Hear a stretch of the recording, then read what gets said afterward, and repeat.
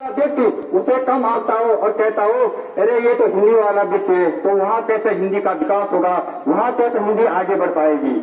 आज जब कभी भी हिंदी दिवस आता है, हिंदी दिवस को लेकर लंबे लंबे वक्तव्य देकर हिंदी पखवाड़े का आयोजन किया जाता है, इसका श्री गणेश किया जाता है। परंतु मेरे मन में यह सवाल उठता है, क्यों आज हिंदी पखवाड़े की आवश्यकता हो रही है, जबकि हमारा देश तो हिंदी भाषा देश कहलाता है, हिंदी भाषी देश कहलाता है।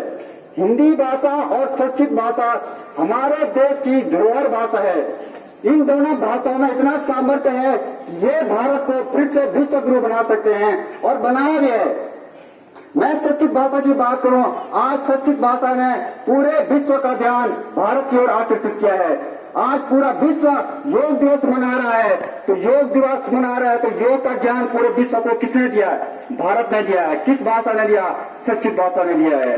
मैं हिंदी भाषा की बात करूं, हिंदी भाषा के लिए हम कहीं न जाए, अपने ही पाठ्य पुस्तक में देखें। हमने 11वीं में हमारे पास एक आरोप पुस्तक लिखी है, जिसमें पहला ही पाठ है नमक का दोगा, जिसमें मुंशी प्रेमचंद ने कूट कूट के ईमानदारी, कर्तव्यनिष्ठता, अपने कार्य के प्रति समर्पण भाव का जो चित्रण किया है वो कहीं अन्य किताबों में नहीं मिल सकता है। हम कबीर दास के दौर पढ़े, जहाँ उन्होंने कहा है ऐसी वाणी बोलिए मन का आता कोई, और हमको भी शीतल दे खुद भी शीतल होए। हमें अच्छी वाणी का प्रयोग करें, जिससे हम दूसरे का मन को भी भाए और अपना भी मन संतुष्ट रहे।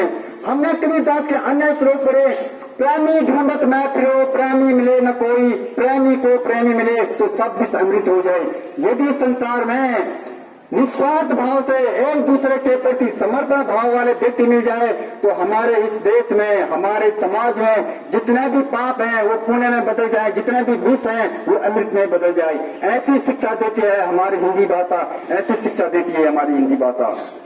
वास्तविकता सत्यता यह है